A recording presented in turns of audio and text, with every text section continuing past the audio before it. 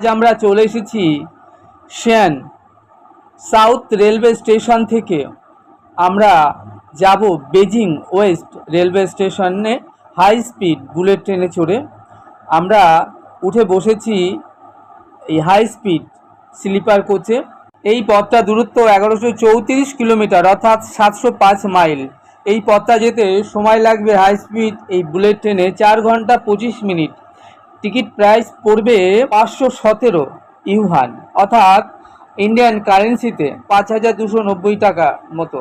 আর যদি ইউএস ডলারে আপনি টিকিট কাটেন তাহলে 71 ইউএস ডলার ইন্টু 80 অর্থাৎ 5680 টাকা পড়বে টিকিটের প্রাইস পার হেড। তবে এই রুটে প্রতিদিন 18টি হাই স্পিড ট্রেন চলাচল করে বেজিং টু কলকাতার উদ্দেশ্যে। আমরা চায়না ইস্টার্ন ফ্লাইটে রওনা হয়ে যাব। কলকাতা থেকে আমি, আমার মা ছাড়াও রয়েছে আমাদের সহপাঠী আরও 10 জন রয়েছেন। ট্যুর গাইড ম্যাম, আমাকে দেখতে পাচ্ছেন, আমি শ্যাম সুন্দর দাঁড়িয়ে আছি ট্রেনের ভেতর। যে কথা বলছিলাম, রয়েছেন ট্যুর ম্যানেজার, আছেন ডিসকভারি অফ ইন্ডিয়ার কর্ণধার প্রদীপ বাবু। যাই হোক, কথা বলতে বলতে আমাদের হাই স্পিড বুলেট ট্রেন ছেড়ে দিয়েছে। এর আগেও আমরা এই চায়না ট্যুরেই আমরা বিশ্বের দ্রুততম গতিসম্পন্ন হাই স্পিড বুলেট ট্রেনে বেজিং সাউথ থেকে সাংহাই হংকেও স্টেশন পর্যন্ত বিরামহীন যাত্রাপথে 350 কিলোমিটার ঘন্টায় আমরা গিয়েছিলাম।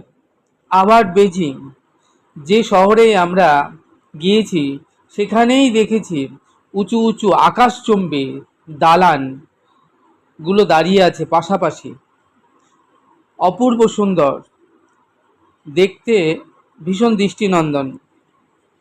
এই যে এত দালান, এত বিল্ডিং, এত বিশাল বিশাল সব গগনচুম্বী অট্টালিকা দালানগুলো মাথা উঁচু করে সদম্ভে যেন দাঁড়িয়ে আছে সারিবদ্ধভাবে।